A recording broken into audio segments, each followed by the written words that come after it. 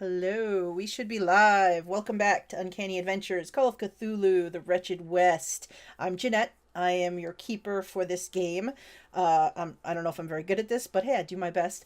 But we are back. This is our third episode of our adventure, set back in 1870 in the Wild West in the Dakota Territories. Hello, hello, everybody in chat. And so we are going to say hello to our adventurers, our investigators, and then we're gonna kick right back into the fun of this little adventure. Lucas Keltz is working on an internet issue and will hopefully join us at some point. At which point we'll disappear for a moment and then come back with him. So send good vibes for Keltz's internet. But let's start with Jamie. Hi, I'm Jamie. I'll be playing Hudson Devereaux, the deputy sheriff in town, who starting to think he got a little too in over his head. That's fair. How about Brooke? Hi, I am playing Delilah Darling, who just professed to her love to a man who happens to be 2 times her age. It's fine. These things happen. And Dylan. Hi, I'm Dylan. I'm going to be playing Jeremiah Brown, who's a man of God who definitely doesn't worship the devil like my girlfriend says he does. Nice. And our investigators are in the Dakota Territories. They all hail from a small town called Pawheton that has been slowly building up for the last few months. It was a simple mining camp, but now it has its sights set on being a true town. Oh, thank you for the bits. Completely selfish bits. You can tell me what you want to do with those completely selfish. Let's see. I need. Oh, are those for you? Maybe. Oh, okay. Yes, that's a thing here. If you want to try to help or hinder the investigators, you can in fact give them some love, or give me some love by giving them some, natural 20s, some natural ones, advantage, disadvantage. Whatever you feel in the moment. It's all good. Yeah. Oops, that didn't work. Hang on. Sorry to interrupt right away, but I just figured I'd do it now before we got into the middle of something and I forgot and needed one. Save me. All right, let's see. That works.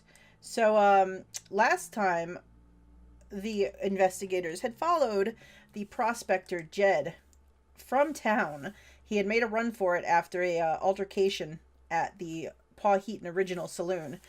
And they'd found him at his claim, and he had holed up inside. Delilah was able to talk him out, and Jed alluded to there being a danger and wanting Delilah to get the heck out of Pawheton while the getting was good. Jed made off into the hill when there was a distraction, as apparently the party ran across a Sasquatch, watching them from behind the cabin. And the Sasquatch disappeared as the party gave chase to Jed, and caught up with him as a very strange and alien creature swooped out and tried to pick him up and take him away. They are pretty sure they managed to kill the creature before he could get away from them, but they didn't get a hold of his body. Instead, they have now decided to make their way back across Muskrat Creek in search of these Sasquatch, because according to Jed, the Sasquatch and these creatures are enemies. And the enemy of your enemy, apparently, could be your friend. And when we ended, you all had been riding for a time. It was getting late. It was starting to get dark. And you had decided to stop off to, first of all, check in on and maybe find a safe place to stay.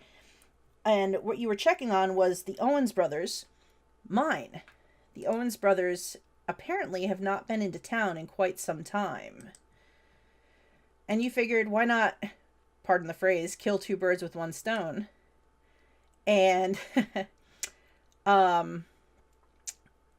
show up and check on them. So you all are at the bottom of this path, and there is a gate. And this gate looks like it's usually closed, but now it stands open. And you're all kind of looking around at each other. Jed looks back and he says, strange. I don't know why they'd leave the gate open like that. They don't usually like people just straggling up the hill to their mine. Well, that's usually not a good sign. No, that's not. Well, should we continue on forward and with caution? I think that's a good idea. He looks back at Lucas, and he kind of looks at him and says, I think you want to hang back and cover our backs in case something is following us.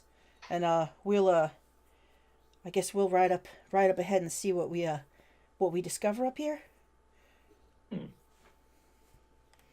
So, the trail looks like you guys can ride or get off, dismount, and walk your horses up if you want to. It kind of goes past the gate and further up, and it disappears up over the ledge and into the hill beyond. You can't actually see the mine or the camp from here.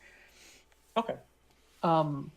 Hudson's going to get off his horse and lead because he wants to start looking at the ground and see if he can find any tracks or something to indicate, like, someone was here recently, someone was not here recently, just figuring out all that fun stuff. So Hudson dismounts before the rest of you ride across the area, and he starts looking at the ground. Hudson, do you want to make a track roll for me?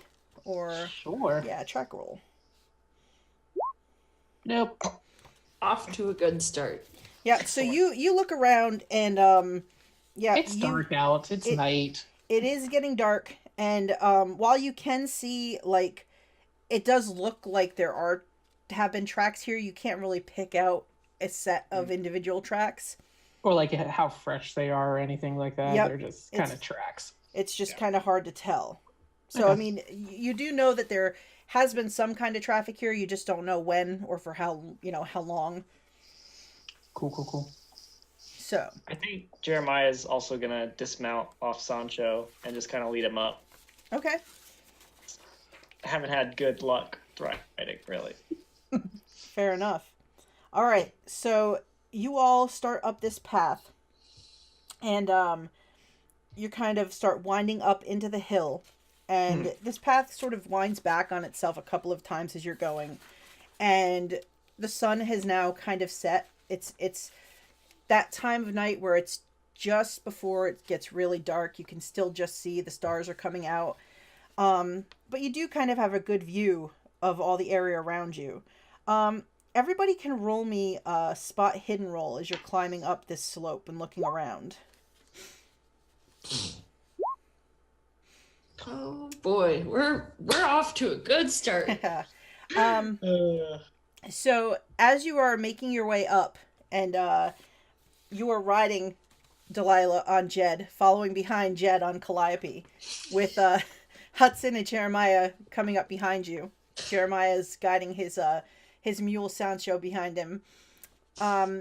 You see in the distance on another rise, maybe like 3/4 of a mile away, what you think it looks like a man standing tall and straight, looking off toward where the sun just set. The odd thing about this man is he looks like he's wearing some kind of strange helmet. Like, it looks like it's sort of like a half crescent on the bottom and it like a rounded top. And you almost think it looks like he's got a sword around his waist in a sheath. Like, it's so far away, but maybe your eyes are playing tricks. You're not really sure when you look at this at a distance. Something is up there. Not an ape man or Sasquatch, and definitely not one of those bugs. Hudson's going to kind of look at where she's pointing. Hell, now what? So you look and follow the point, like from where Delilah's pointing, and you see this figure, this kind of silhouetted, standing on this, just kind of out on a ledge on another rise, like not looking at you. He doesn't seem to have taken notice of you at all. Just staring off to where the sun was a few minutes before. I think we should get to more into their camp sooner rather than later.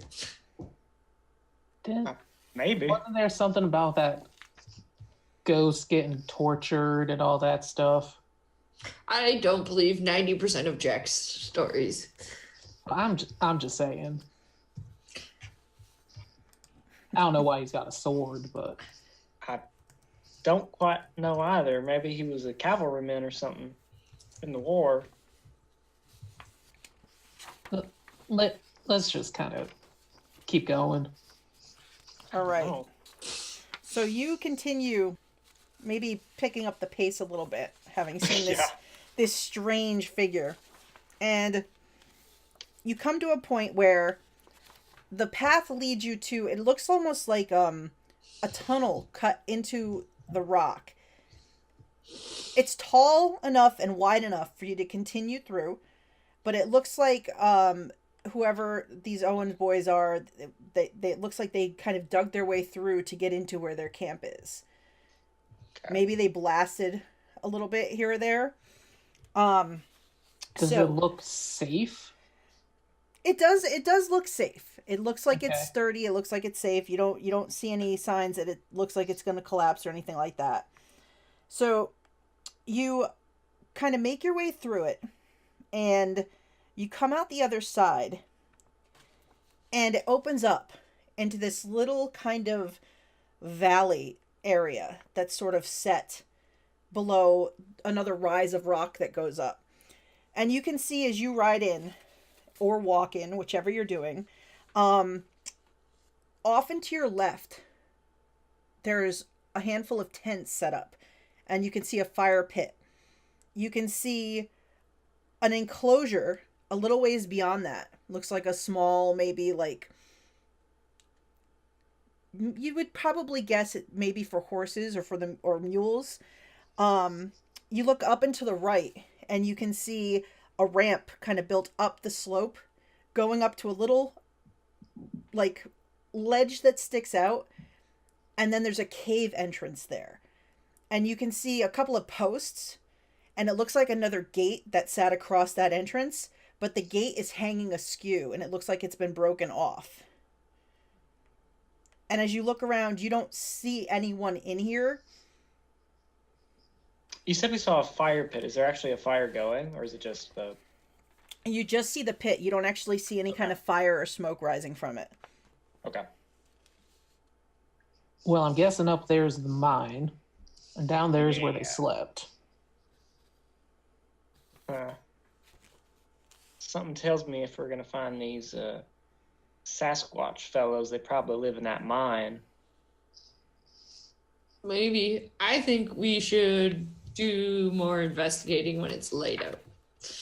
Yeah. That way, if something is following us, we've got a far better chance of seeing it. Yeah. And by we, I mostly mean me. All right. Well, you know what? That's fair. Got a little damage in my eyes. Do we want to go commandeers of those tents down there? I mean, I don't want to put up a new one if they're already up there. We might want to check around before we bunk down for the night, just to make sure it's safe, you know. Poke around in the tents, see if we can find any bodies. All right. So Lucas will set himself up kind of where the entrance is. He kind of like ties off Boss and dismounts and sort of walks around, taking a look around, sets himself up with a good line of sight for the whole little area you're in, and also where he can see the entrance. And Jed kind of comes along with you, but does the same a little closer to the fire pit. And when you get to the fire pit, you can see that it isn't burning. You're not sure when it last burned. You might have to check to see if you can kind of figure it out. But there's a handful of like wooden chairs kind of set around it. And then looking back at the tents, there's 2 larger tents and 2 smaller tents. It looks to you like the 2 smaller tents have supplies in them. And then you can see the flaps are slightly open on the bigger tents, and it looks like there's some bedrolls and things in the tents. So it looks like the 2 bigger tents were used for sleeping. Okay. Are there like any signs of a struggle of some sort? Or does everything look kind of normal? Well, since you're kind of looking around, why don't you make a spot hidden check as you kind of come up on the fire pit and you're sort of looking. Oh, I'm going to spend the luck. That's only 2 luck. Okay. So you kind of start poking around as you get close. You've got Sable's reins kind of pulling him along. And as you're sort of walking along here and you sort of are looking for signs of anything, you do come across 2 Colt revolvers kind of covered in dust a little bit on the ground.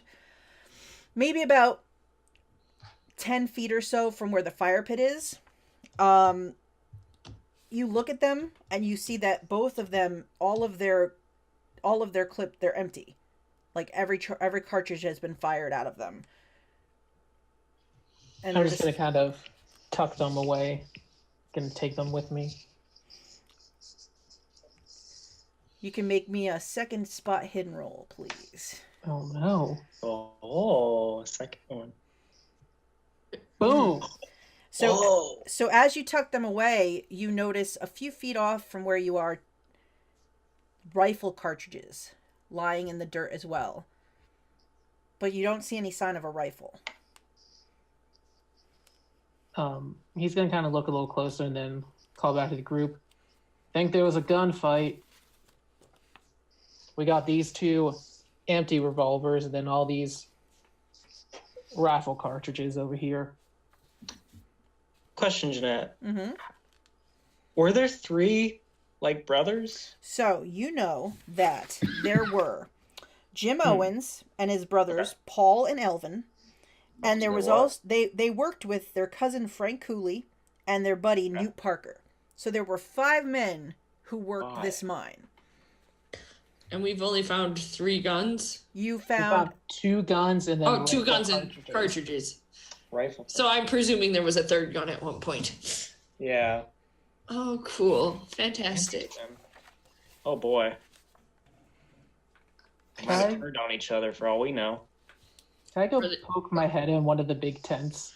Oh, gosh. Sure. So you walk over, and the first tent to the left of the fire pit is one of the bigger tents.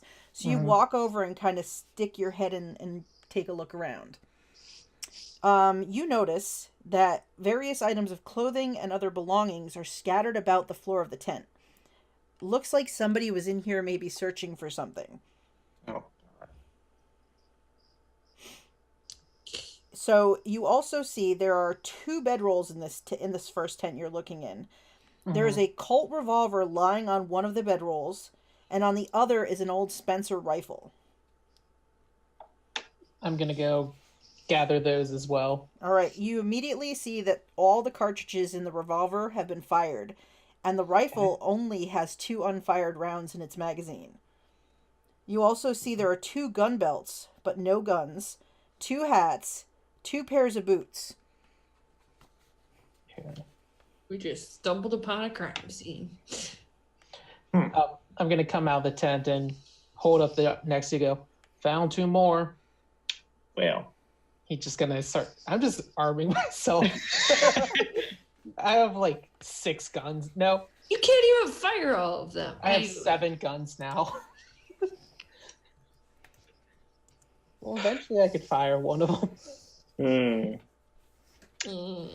Well, I still think we should stay here, but we should all, like, take a guard watching so that we don't get ambushed. agreed. Greed can be a powerful thing. They think we're mussing in on their claim or anything. They might. That's fair. Well, the good news is I'm a good talker. hopefully we don't get shot at. Or if they shoot in our general directions, they shoot in our general directions and not at us. Or not don't hit us. Yeah. Okay. Where should we put our horses and stuff, though?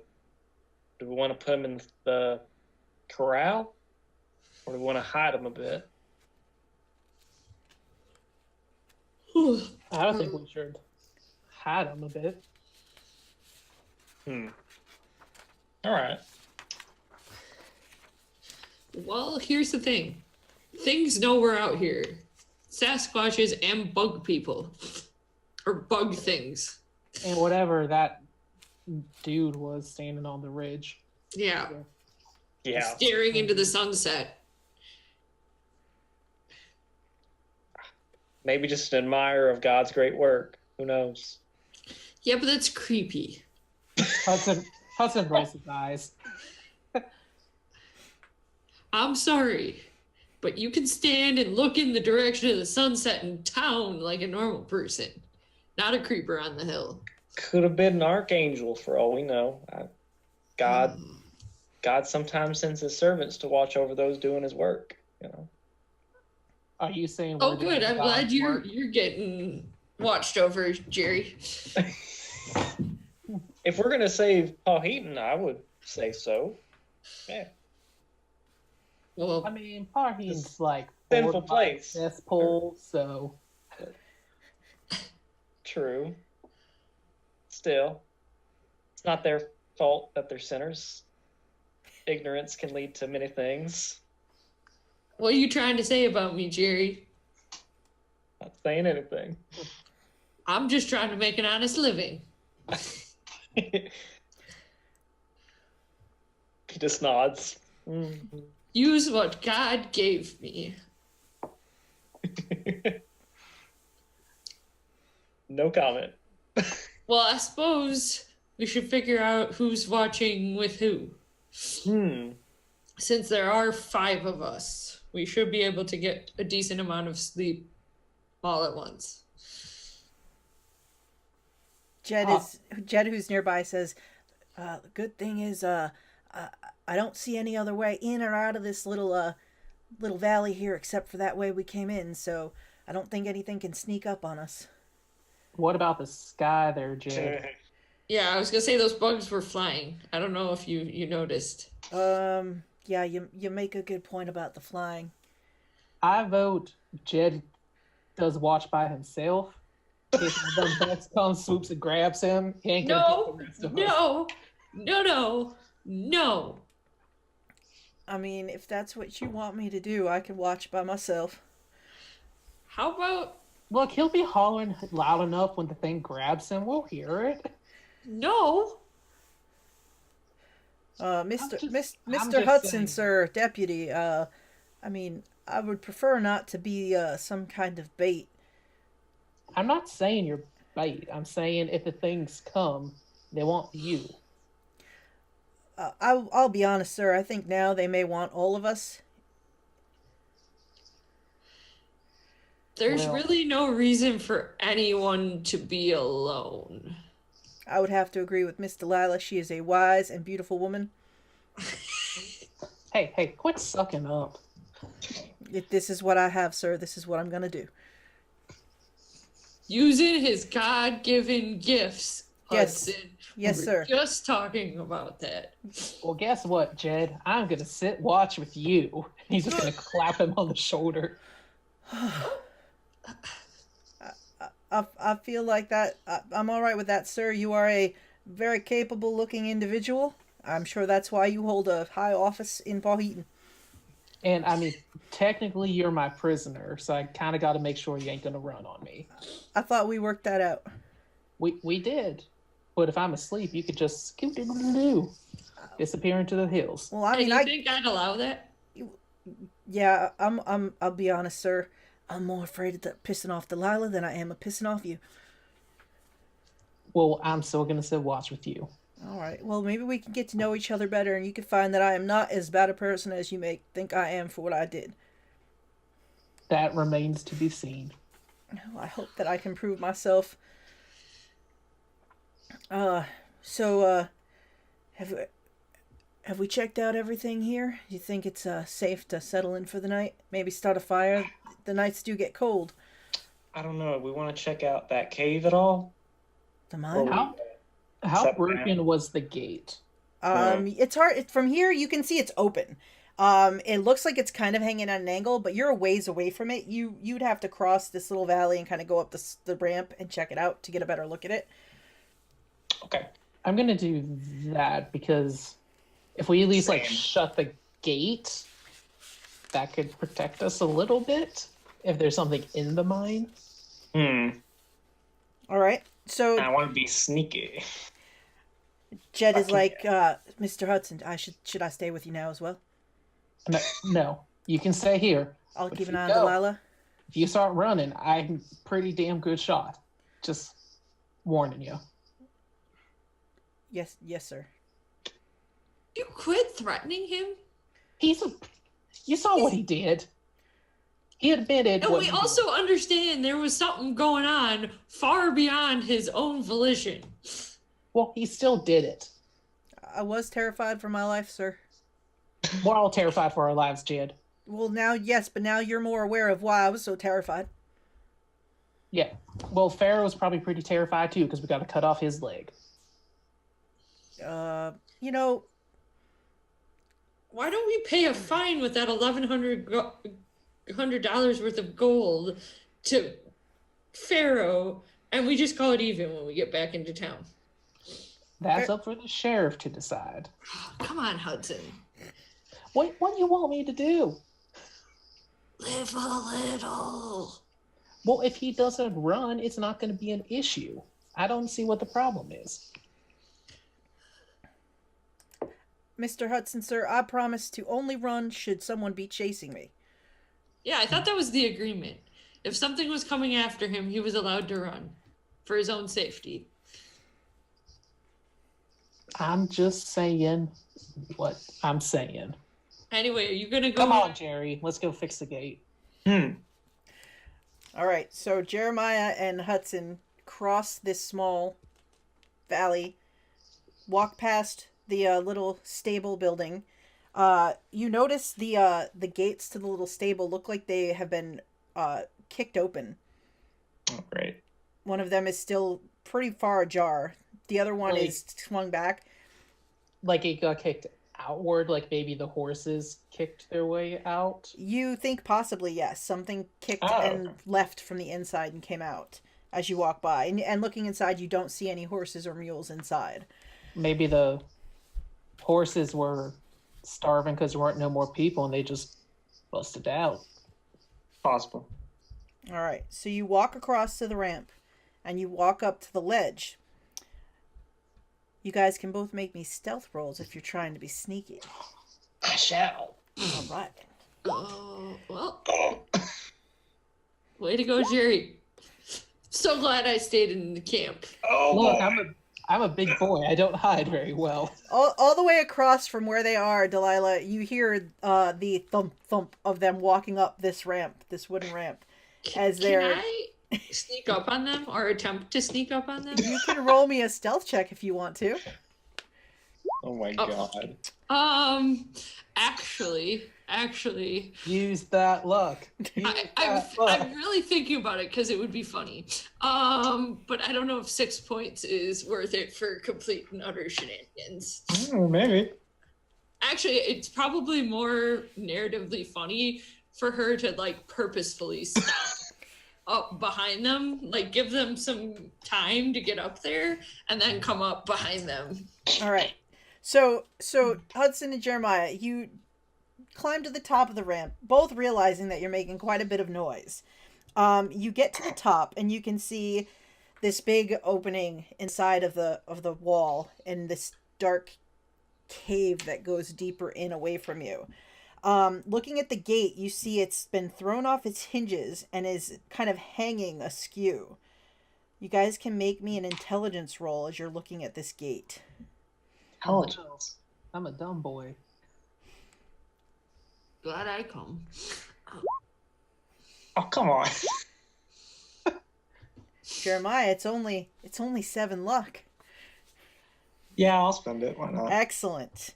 So, looking at this, Jeremiah, you notice immediately that the heavy padlock is still attached and intact, and the gate has actually been broken at the edge where the frame connected. As you're looking at this and realizing that it was broken open from the inside, it appears, and like thrown open from inside out. And Hudson is kind of looking over your shoulder, figuring this out as you've already noticed it. You hear from behind you, thump, thump, thump, thump, thump on the ramp. Hudson just spins and pulls out the gun and points. You see Delilah halfway up the ramp behind you. What on... Get back with Jed. Jed waves from over at the fire pit. It would have been I just funny. kind of like from a distance watching you. It would have been funny if I could have snuck up on you. It would not have been funny because I would have shot you. Nah. As Hudson turns to like look at Delilah, can Jeremiah start walking into the cave? Of course. So Jeremiah starts walking into the cave as Delilah and Hudson are having a conversation. You notice immediately the tunnel is about 6 or 7 feet high, maybe about 5 to 9 feet wide. You can see the wooden joints at regular intervals as you're moving inward, where they have kind of shorted up as they've dug it out. You kind of start walking in. You get in maybe about 10 feet or so, and you realize there's no light sources in here for you to see more if you want to keep going. That's what I figured.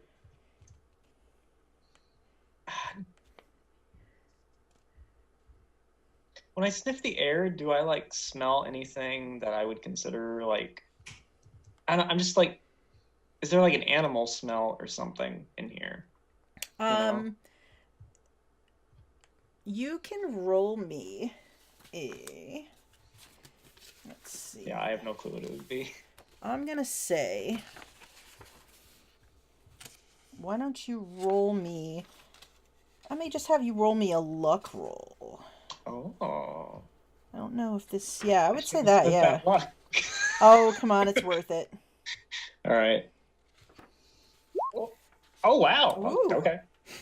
All right, so you step in and you kind of walk a little ways in, and you get, the smell of like dirt and rock and even like the moisture in the air.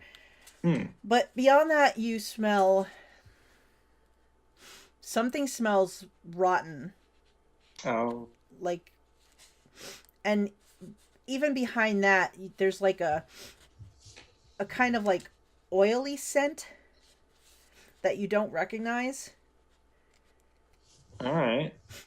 You just kind of sniff at the air. You're not really sure what that could be. It's not something you think you've ever smelled before. All right.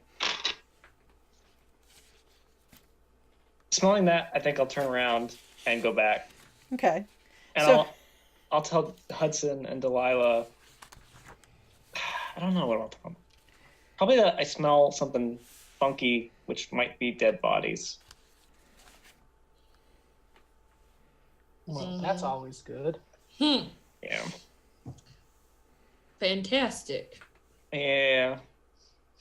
Well, that's why we're gonna lock this gate and look in the morning. I don't know if locking it will do much. And I'll kind of point out it looks like the gate broke even with a lock on it. Well, we're gonna put the gate across the entrance and pretend like we don't know anything until the morning. Exactly. I can't. You've never done theater or anything, Father? Oh no, Gary? no, never. I'm sure it's the work of the devil or some such. But I have, and I can play pretend, and I can pretend that we don't know anything. We're gonna be all right. Yeah, exactly. All right. Whatever helps you sleep. I'm not sure a lot of that is going to be happening anyway, sir. I mean, Jerry. Well, okay, yeah. All right. Well, hopefully whatever's in there stays in there. Oh, Or God. maybe it's already come out and it's just the corpses of whatever it was eating before it That's left. a good point. But what if it then went back in and is going to come out again? Well, that's why we're keeping watch. But we probably shouldn't have this conversation at the mouth of the cave in case there's something in there. It's another one of them bug things, I swear to God. God, yeah. You as you guys are talking, you look back and you see Jed's got like one of the other tents flaps open. He's kind of like looking inside. And then he like goes to the other small tent and he flips the flaps open. He's kind of looking inside. I'm just going to yell, Jed? I'm still right here. I ain't moved, sir Hudson. I mean, that's all I'm going to do. I just wanted to scare him. He goes back and sits in one of the wooden chairs by the fire pit again and waits. All right, let's... That man's gonna get himself killed. All right. So me and Yeah. Jed first watch, or how are we doing this? That work. Yeah. Sure. When you guys walk back over, Jed points at the two smaller tents. There's a lot of supplies left in there. Looks like they were all stocked up to be here for a while. See any more bullets I could use for these guns I found? Well, no, but there's some dynamite and blasting caps in that tent. Oh, all right, that's good. Good to know. And they got some fuse wire. I think there's maybe a little under 100 feet of fuse, if I estimated correctly. And they got some other tools and things like that. They got some bandages, some matches. There's a oil lamp in there, a couple lanterns, some rope. Looked like some picks and shovels and such. And the other tent's got, some flour, coffee, sugar, stuff like that. Looks like some salted beef and water. There was also a half case of whiskey in there. Let's have a party. Oh. Well, we could take some of that. I feel like bandages and all them lanterns are going to be helpful. Mm. It did look like something might have gotten into a couple of the bags, though. A couple of the bags looked like they were ripped open. Like somebody maybe was trying to figure out what was inside them. There's some flour on the ground, some other stuff. A couple of cans of beans and things like that are kind of toppled over. From the looks of it, somebody was searching the camp for something. Yeah, And it I mean, don't seem like food if they didn't eat the beans and such. no, it looks like, pretty much everything's still there. They just sort of ransacked through it. Or maybe they were looking for a different kind of food, if you catch my drift. That's possible. Mr. Hudson, you don't mean that they maybe ate the Owens boys, do you? That's exactly what I mean, Jed. That's terrifying. Yeah, it is. I don't think them creatures that I dealt with ate people. But we don't know which creatures we're dealing with this time, Jed. Do you think the Sasquatch are eating people? They might be. It could be that weird guy thing we saw stand on the ridge. I don't know. He's got a sword. Wait, there was a guy with a sword on the ridge? What? I pointed him out, Jed. Where were you? Jed, I swear. I wasn't paying attention. Oh, right. You were probably distracted by me. Gotcha. I mean, yes, of course. Oh, God. Where's that whiskey, Jed? Oh, I can show you. It's right in here, sir. And he opens a tent flap and points out this case, and you can see there's like 6 bottles of whiskey in the case sitting in the corner. You see the little, like, the mess that's been made, but otherwise there is some canned peaches, there's cans of beans, there's that, Say there was, like, flour on the ground? there is some, like, somebody ripped open one of the bags of flour, and there's flour kind of spread on the ground. Are there any footprints of any kind in this flour? Make a track roll for me, or a survival check. Check, there it is. Damn it. I need my wife. You really do. No, you don't see any discerning prints in the flour. Okay. So it looks like maybe it was cut open and spilled, but they never walked back through it if it was a person. I'm just gonna grab one of the bottles of whiskey and just walk out. Jed takes one and walks over to Delilah and hands it to Delilah. And he says, I'm not gonna open this one because I want to show faith, and the last time I had an open bottle of whiskey, I did something terrible with it. So I'm just gonna hand this to you and let you handle the whiskey, dear. I do appreciate that. You are better men than some here give you credit for. I am trying. Hudson just opens, just takes a sip from the bottle. Stares right at Hudson. And she'll open it and do the same thing. Jerry, I feel like if ever a time for a man of God to drink, it's going to be while he's trying to save an entire town. That's fair. And I'll take some. And I'll take a sip. And Jerry, now the Archangel's not going to be supporting you anymore. There's room for forgiveness for all of us. Sort of looks around. Jed looks from Jeremiah to Hudson. Hudson chuckles, but in the throaty chuckle, just just drinks. And she'll pour a glass for Jed and another one for Lucas. I'm assuming they have some sort of drinking vessels with them. Hudson's just going straight from his own bottle.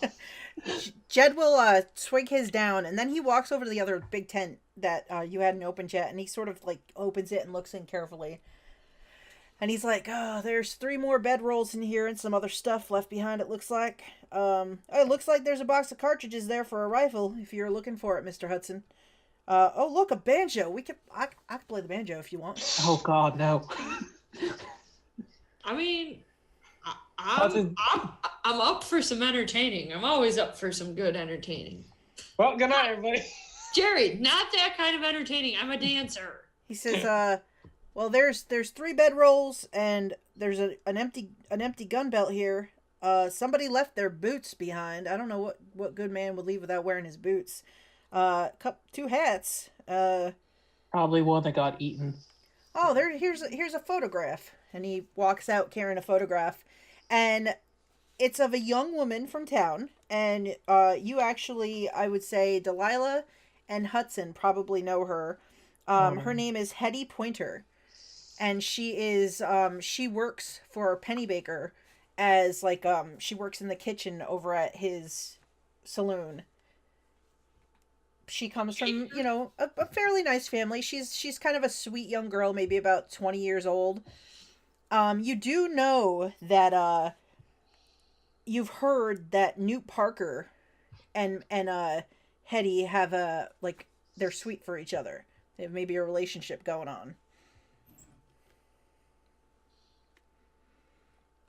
Well, if he left behind a picture of Hetty, also not a good sign. Not at all. I'm going to go grab those cartridges for the rifle. Is it for the rifle that I found? Yes, it's for the Spencer rifle that you found. Rifle. I'm going to load the Spencer rifle. Ooh. Hudson is like... So, I have 4 loaded guns and 3 unloaded guns. Well, there's one with 2 shots, right? Yeah, that's the rifle I'm, finishing filling it. Oh, shit. There's only 1 white rifle and then 3 Colt revolvers. Mm-hmm. Yeah. I'm just arming a gun, but not if they're unloaded, because then it doesn't really matter. It doesn't really change anything. Now, here's a question for those carrying revolvers. Do you have it fully loaded? Or do you have 1 slot not loaded? Because I don't know if some of you know, but we'll do a little Old West information here. Most times you never loaded it all the way because you wanted to have the 1 empty chamber that's where you set the gun when you had it holstered. Because you didn't want to get knocked around and have that gun misfire while it was in the holster. Yeah. That's interesting. Just a little bit of Old Western trivia. I think Delilah will... Oh, sorry. No, you go. You go ahead. I don't have a gun, so it's irrelevant at the moment. Hudson probably would have 1 bullet not in because he's uses guns all the time, so he would know to do that. Okay, it's just good for me to know, just in case. Probably same. Yeah. You know. All right, so Jed looks around after you all have had a drink, and he says, I mean, there's enough food here. We can cook something up, eat something real quick, and then start taking shifts and get through this night, hopefully, without anything coming down and trying to kill us. God I willing. would sure hope so. That's fair. Jerry, you and I want to take a watch. If you'd like, yeah. And then it's Hudson and Jed. And I guess I'll stay up for another one with Lucas. All right. So, who's staying up for the first watch, and who's going to sleep? And those going to sleep, which tent are you going to sleep in? That's a good question. Hudson and Jed were going to be first. All right. Mm-hmm. Is there room in the small tents that I could sleep in there? I mean, there's room in the smaller tents, but there's a lot of, stuff in there. Yeah, well, But of yeah, course. you could probably like put down your bedroll and like just settle in a corner of that one of those two tents. And what are you doing with your horses for the evening? That's a good one. We were going to go hide them, weren't we? Yeah. Is that Are there any trees in this little valley? There are. Let's see. There are not really any trees, but there's a lot of like small rocks and things like that. And I mean, you could tie them off to. You could tie them off to the small structure if you didn't want to put them inside. You could maybe block off the way out, and there's no other way for them to get out if you wanted to let them kind of roam a little bit inside of here. I mean, maybe we could just Put them in the corral and just be done with it. yeah, because it looked like the horses got themselves out. So whatever came by wasn't interested in no horses. Okay, that's fair. All right, so you're gonna take them and put them in the little corral. Mm-hmm. So it's a simple little structure. It's got a lower roof and it's got 4 stalls. But you could put all your horses in. Calliope can kind of go in with Sancho, and there's enough space. You see that as you're putting them in here, all the saddles are still here. Yeah. Kind of set off to one side on pegs. But there's no sign of the mules or horses that they were used for. They ran away. Okay. All right. Yeah, no biggie. It's about what we thought. You know. I mean, no one's gonna expect us to be here, so Yeah, All right. but they left their boots, so either they ran off in a hurry or rode off in a hurry, or something snatched them. I don't really want to think about this. I don't know why I'm even bringing it up. It's best not to, yeah. yeah. All right, so Jeremiah is taking and putting his bedroll down inside. Do you want to be in the supply tent with the equipment or with the food? With equipment. All right, so you bed down in the one with all the equipment and stuff like that. Yeah. What about Delilah? Which tent? There's the one with the 2 bedrolls, and then there's the one with the 3 bedrolls. I think Delilah is going to take the one with the 2 bedrolls. Although I just realized with the way I planned these, there's not going to be alone time for the 2 of them. So it doesn't really matter, I suppose. All right, and so Lucas will take one of the rolls in the other tent, and he looks at Hudson and he's like, "There's plenty of room in here. So when you're done with watch, just wake. You can wake. Where's the preacher?" And he kind of looks over as Jeremiah just kind of closes the tent flaps in the other tent. Delilah, when you're setting up in the other tent and getting ready to kind of settle down, roll me a spot hidden. Oh. To find all the blood. How do we not know? I'll take my hard success. All right. So as you're sort of readjusting the bedrolls and things like that, and maybe like moving the ones that are there to put your own down, you notice that there is a spot underneath one of the bedrolls in the dirt that looks like it's recently been dug up and recovered. I'm digging it up. All right. So you do you like do it by hand, or do you go to Is there like a shovel or a? There Oh, are I'm shovels not- in Jeremiah's tent. I'm gonna go over there because I don't think she realized he's in there. All right. Or I don't think she cares. She's getting a shovel either way. All right. So Jeremiah, you're settling in, and the tent flaps fly back open as Delilah enters. Don't mind me. Don't mind me. I'll step around you. Should go Okay. take a shovel out of. She picks up a shovel and walks back out and lets the tent flaps close. All right. So you go back in and you dig in this spot where the earth looks a little bit sandier and softer, and you dig down a little ways, and you hear a thunk of the shovel hitting something solid. Did somebody have a map with an X on it? We found the treasure. Wild West Pirates. She'll at this point kind of uncover more with her hands to see what it is. All right. It's a wooden chest. A fairly decent, like, sized wooden chest. Okay. She's gonna try to pull it out on her own first. Okay. So you do manage to kind of pull it out, and as you're pulling it out, it is fairly heavy, but not too heavy that you can't get it out of the hole and up onto the dirt where you're sitting. Okay. And once she does that, she's gonna open it. All right, you open this and you see inside bags. You see little bags that if you kind of pull open the drawstrings and look in a couple, there's silver dust in a bunch of bags. And there's also bags of gold nuggets in here.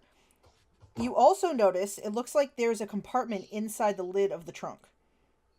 Okay. Well, she struck it rich as far as she's concerned. She's gonna just keep opening. So you open it up and out falls paperwork, and you realize that it's the deed to this claim. Ooh.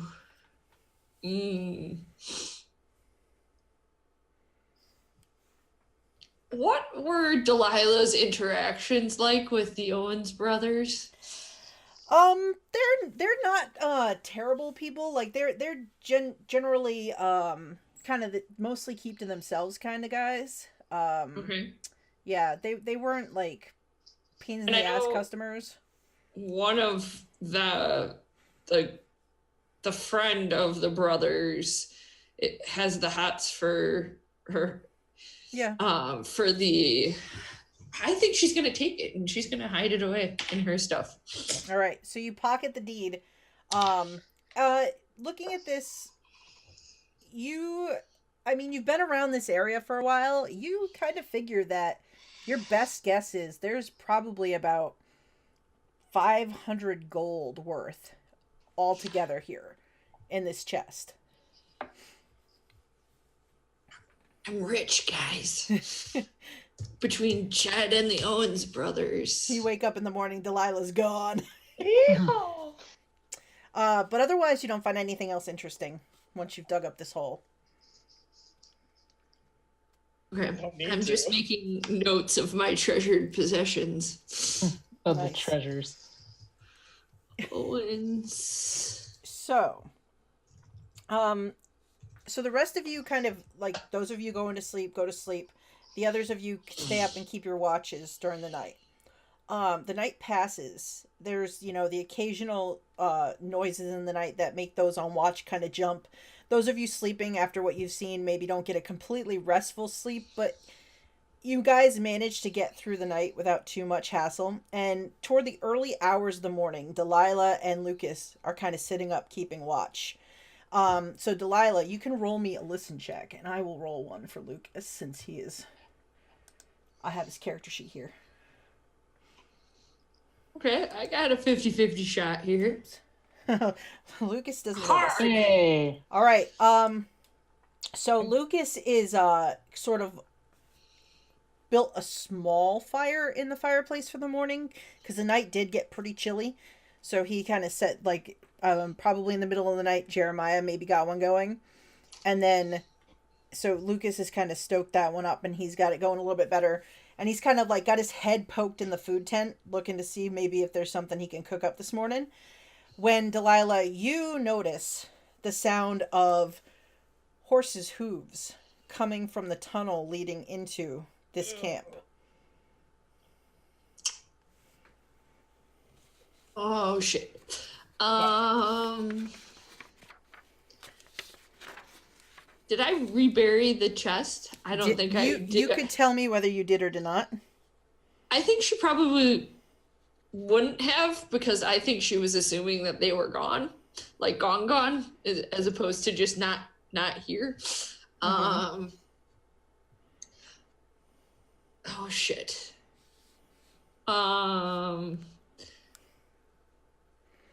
Well, I think she'll run to all the tents and wake everybody else up.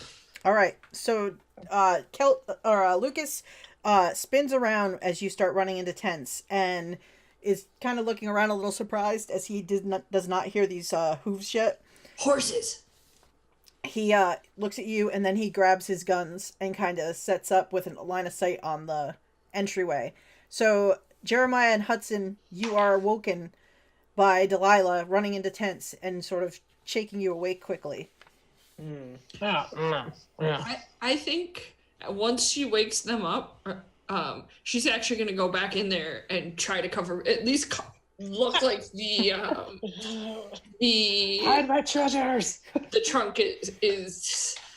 I don't think she has time to like dig back out everything that she took. So Jed wakes to you like trying to bury the trunk, and he's like, Delilah, what's going on? There are horses coming up there. Just go back out. He picks up his shotgun, and he picks up his little Navy 36 pistol, and he's like, all right, and he's pulling his suspenders on, and he's like steps into his boots that are still unlaced, and he kind of goes out there with his like hair kind of all a little wild, his beard a little unkept from sleeping, and he's got his gun in his belt, and he's got his shotgun. He sticks his head out of the tent. Where are they at? You're coming up the path. Just cover me for 2 seconds. All right, I'm covering you. And Hudson and Jeremiah, what are you doing? Hudson very quickly gets dressed and comes out with all of his weaponry. I think Jeremiah probably grabs his gun and like his prayer rosary and stuff. Besides that, All right. So as you grab your things and you come out of the tent, as you're emerging from the tents and sort of like look toward this little tunnel, and you see 1, then 2, then 3 kind of figures riding on what appear to be mules sort of come in. And as they come into the light, like the early morning light, you see the first person is a large, bearded, gruff-looking fellow. The second that's riding behind him is tall with long blonde hair, and he's got a really droopy blonde mustache. And the third is a very tall but dirty fellow who looks like he's got one hell of a potbelly going. And as he sees you all, he smiles, and you can see he's got this like really toothy, leery grin. The big man at the front with the beard, you see that he has kind of holstered between his shoulders. It looks like he's got a double-barreled shotgun. The other 2 both have rifles.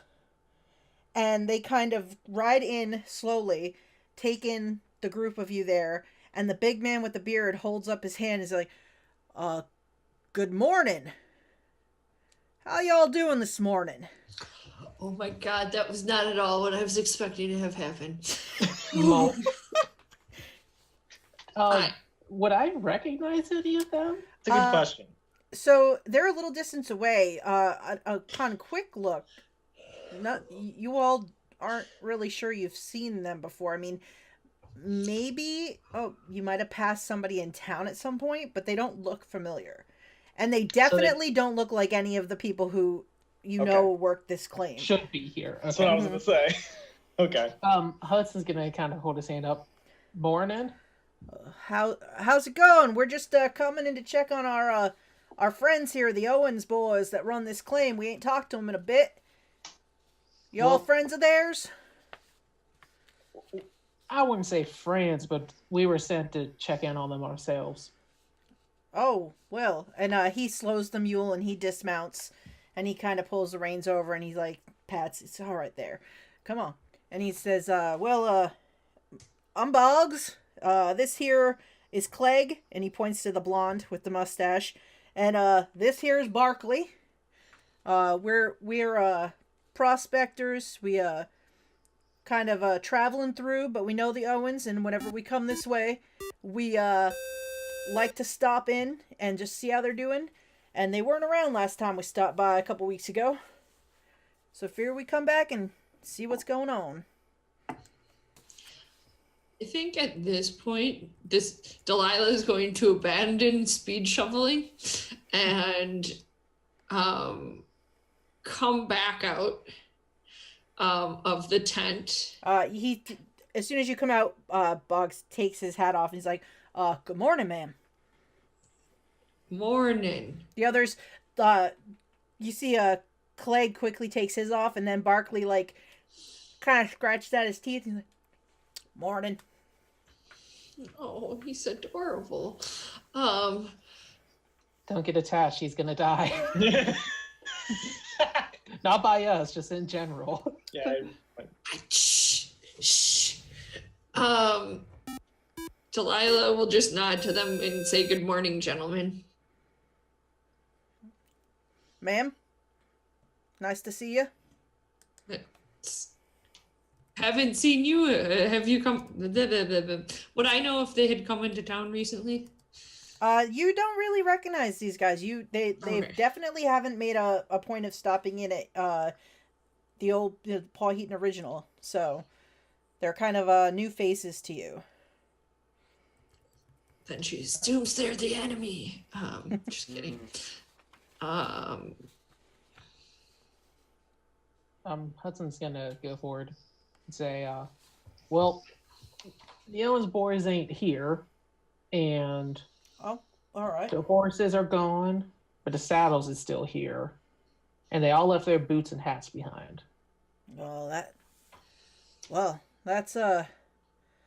That's odd behavior for anyone leaving behind their boots and hats.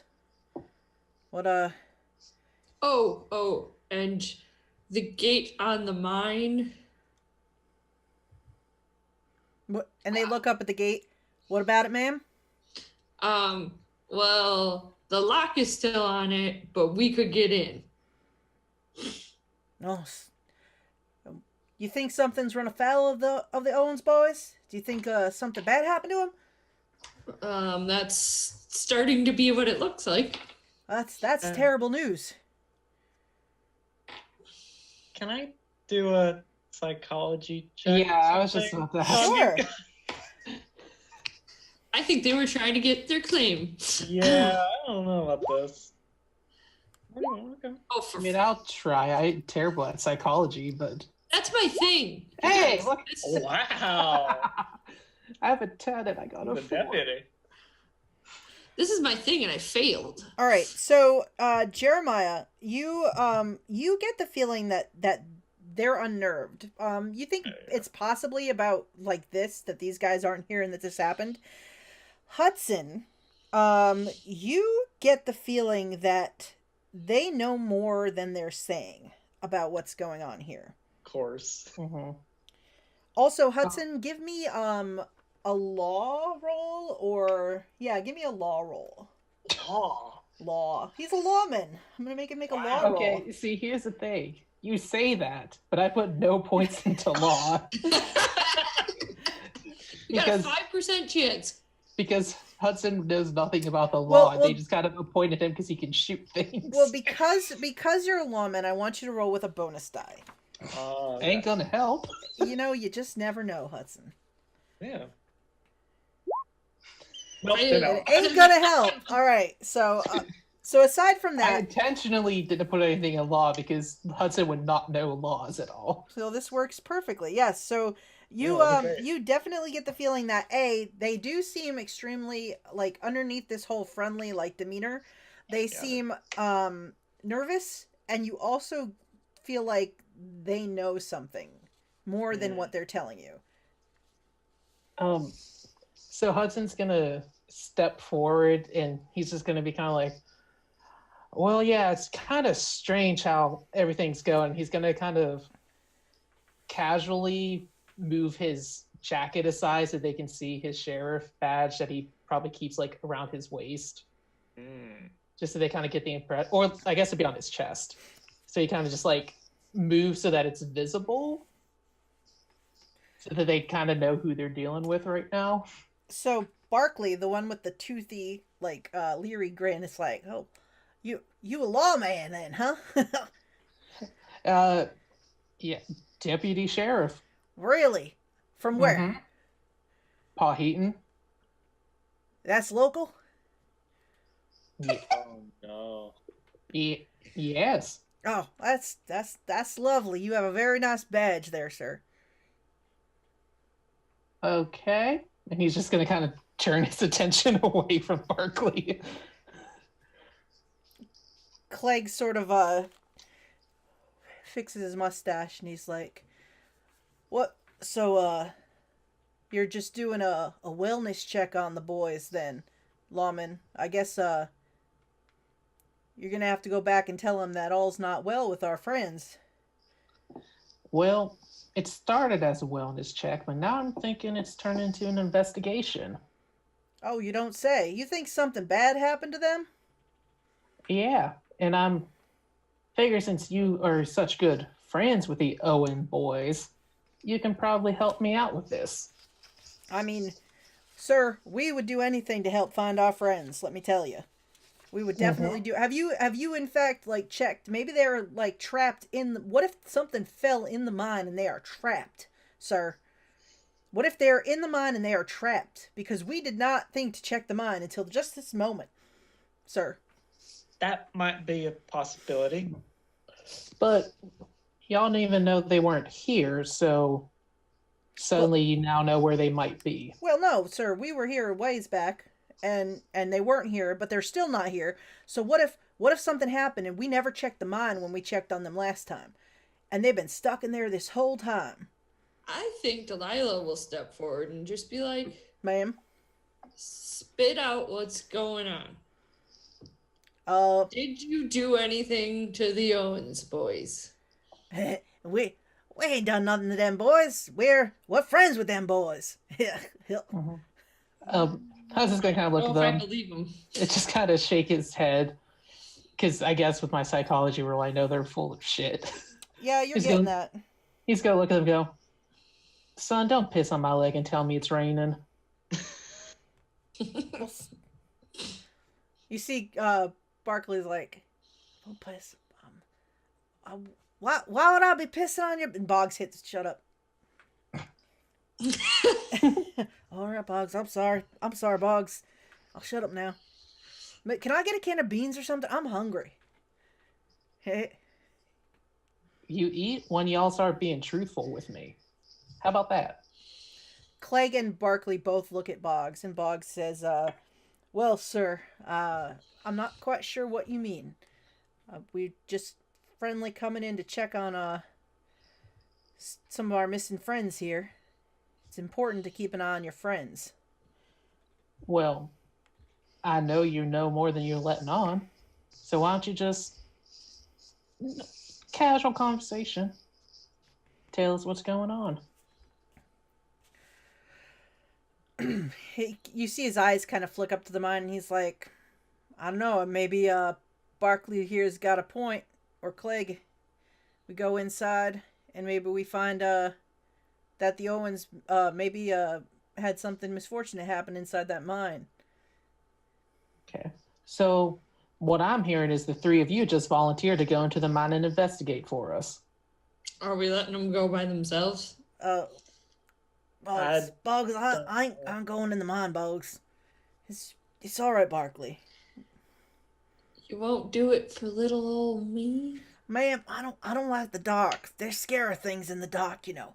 I stick to panning for gold in the river. That's what I do. So she's gonna dig out one of the oil lamps. Look, not dark anymore.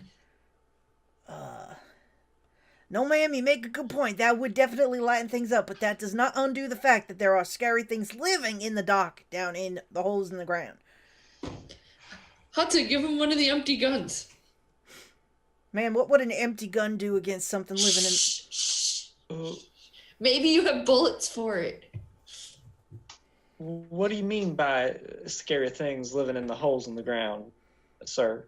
That's a big, scary, dark hole. I mean, who knows what's living underneath the ground?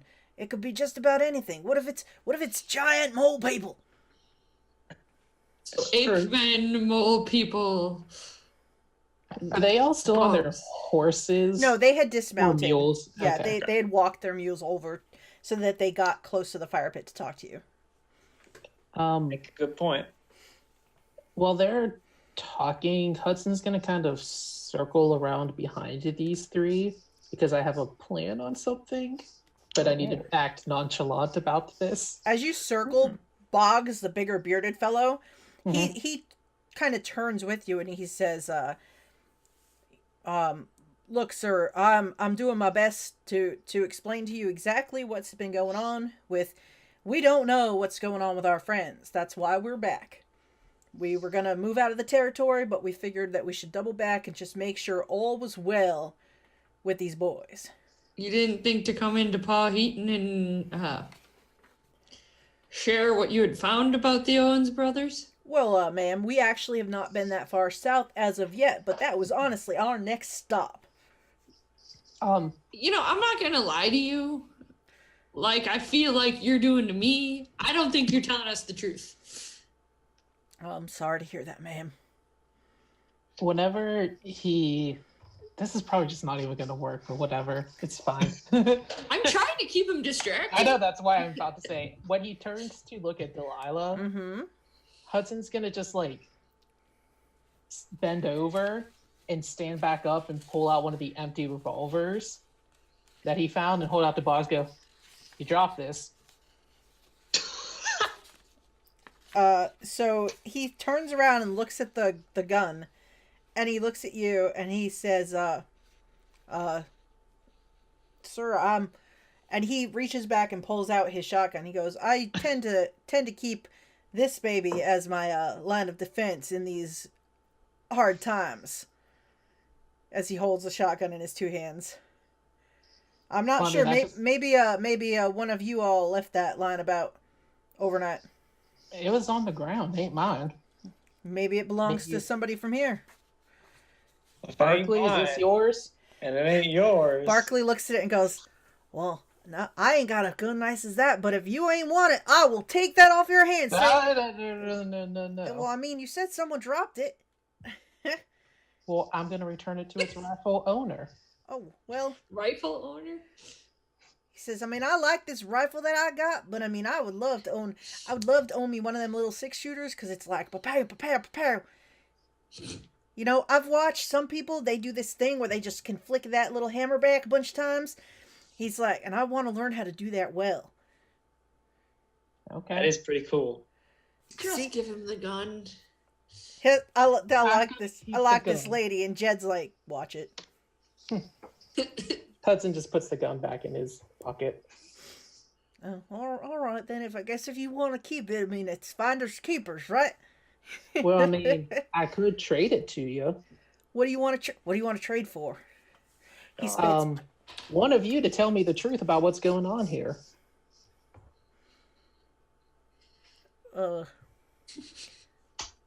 Them Owens boys ain't here. That's the truth. Yeah. I'm gonna need a little more than that. Boggs? Come on, Barkley. And Boggs is like, all right, look. It seems like we should definitely go and check on that mine and see if them boys didn't befall some trouble. I agree. But I don't think that any one of us should go, Why don't we? I mean, a group of us should go because if they're trapped or if there's like rocks to be moved, you my friend, deputy sir, you're a big man. I mean, I'm a big man. That way, we've got a couple of big souls. I mean, what if something should befell them? We got to carry them out. We need a couple big people to do that. I mean, you could go in, and if you find something, you could come out and get me. Well, what if something bad befalls us while we're in there? That's a good point. That's a good point. Well, I don't know. Sounds kind of like a you problem. I was gonna say, I'm not sure I'd shed a tear. Now, Deputy, I do think trust might be the best thing here for now. Lucas can stay out here. Maybe Jeb can stay out here with some of these boys, and we can go in the mine. Well, I have a problem trusting people who aren't being honest with me. I think you have a problem trusting people. I don't think you trust Kevin either. Maybe, huh? Well, I'm just saying. Could use a little bit of honesty here. Well, how about this, boys? I'm going to go in there by myself, and you wouldn't dare let a lady like me go into the mine by myself, would you? Well, I mean, as soon as you try, Jed's just going to chase after you, so... Shh! Hudson, not the point!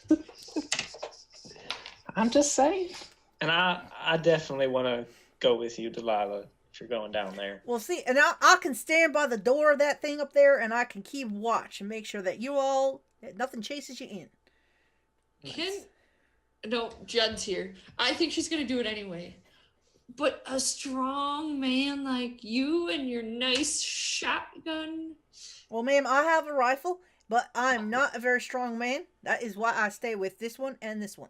Bugs and Clegg, they are very strong men, and I let them handle the heavy lifting. He's too stupid. Well, whatever. She's gonna pick the knife out of her boot and go into the mine. That woman carries a knife in her boot. That is a woman who has seen some things. Let me tell you, gentlemen. I'm gonna get. You don't want to know what else she carries. And go in there too. All right, so Jeremiah, what are you bringing with you? I'm gonna bring. You know what? I think I'm gonna go back to the tent. I'm gonna get my bag with the books in it. I'm gonna get a lantern. I'm gonna bring my gun.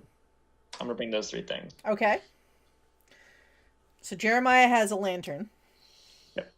Smart man. And then we gave an oil lamp to one of them. Or Delilah held it out to him, so I'm assuming she probably still has it, unless they specifically took it from her. The blonde-haired one, Clegg, he will walk up and grudgingly take the other lamp from you. We're so mean to our NPCs, man. They're lying to us. They're not telling the entire truth, whatever it is. So Jed looks at Barkley, looks at Lucas, and says, "Do you want us to stay with our small-statured friend here and make sure that everything's safe on this end?" I think so. That seems reasonable. Y'all gonna be all right with these other 2? I mean, maybe we should have Lucas come with us. Lucas will nod. Not that. Deputy, I don't know about that. He's a pretty handy fellow. If they try any shit, he could. Right in the knee. Exactly, so that's why we're bringing him. And right. I mean... Everything's best, Deputy. You're the one. He's going to look at Jeremiah. It'd be like, and I think Jed could take Barkley in a fight. Jed nods. That's the nicest thing you've said about Jed since this whole thing started. Not only that, the bar's pretty low. Well, not only that, but Barkley looks at Jed, looks back at Hudson, and goes, "You're probably right."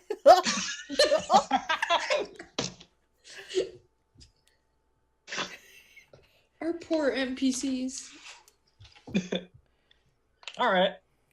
All right, We're so going into a mine. We're going in the mine. Let's freaking do it. So, Jed sets himself up with Barkley. He's got his rifle, he's got his Navy pistol kind of tucked in his belt, and he sort of sets himself up. So he's looking at the mine entrance, looking toward the entrance to this camp, And also, he's got Barkley kind of set up between them. He's like, you sit there. Don't move. If you run, I'll shoot you. Hey, he's learning. And Barkley's like, I ain't going nowhere. Before we start this, can I go grab a can of beans? I'll eat it cold. Go get your beans. So Barkley runs over, gets a can of beans, and comes back and kind of pries it open with a knife and starts eating his beans.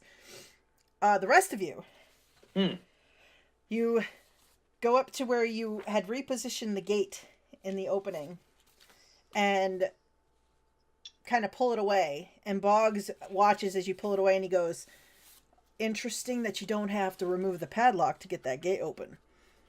That's what I told you about 5 minutes ago. We told you that. I know, but it's much different when you see it up close. What broke that? I don't know. Maybe you should go find out. Well, no, I think we're all gonna go find out together, man. All right, I know. So, who wants to take up the lead? I'll do it. Okay. 'Cause she's crazy like that. All right, so Delilah's leading this crew, followed by, and it's wide enough you could go two people abreast. The tunnel is wide enough for that, at least. Okay. She's gonna suggest that we have a light in the front, and the person Yeah. in the back I was gonna say. has the other lamp. You see Clegg. Clegg takes up a position at the back with his lantern. Okay, I'll take the light in the front. Boggs looks back at Clegg and he's like, he kind of takes his shotgun and he steps in behind Delilah and Jeremiah and he's like, all right, deputy. I'm going to walk behind Clegg. Yeah. Oh, so you go to the far back? Yeah, like I'm still standing where I'm like within the light of his lantern, but I'm in the back so that I could keep an eye on everything. All right, Lucas is going to position himself between Boggs and Clegg. Okay. All right. So you proceed into this mine, and you go in, and it's not long before you are relying completely on these lanterns that you're carrying. Mm-hmm. And you move along into the space, and you can see, like as you walk along, occasionally you hear the creaking of timbers. As you know, even in any good, solidly put together mine, the mountain's weight always shifts. Occasionally, as you walk, there's the occasional like dust that crumbles down. And you move ahead in the darkness, Delilah leading the way with Jeremiah by her side. And you come up, and up ahead you can see, it looks like you're coming to an intersection. There's a tunnel to the left, a tunnel to the right, and then the path continues straight ahead as well. And you kind of come to this four-way intersection of this mine. You look to the left, and you see that this tunnel doesn't go too far before it dead ends. And kind of looks like it's kind of like collapsed in. To the right, it looks like it goes further, and it disappears beyond the lantern light. The same for the tunnel straight ahead of you. Well, Whatever we do, I don't think we should split up.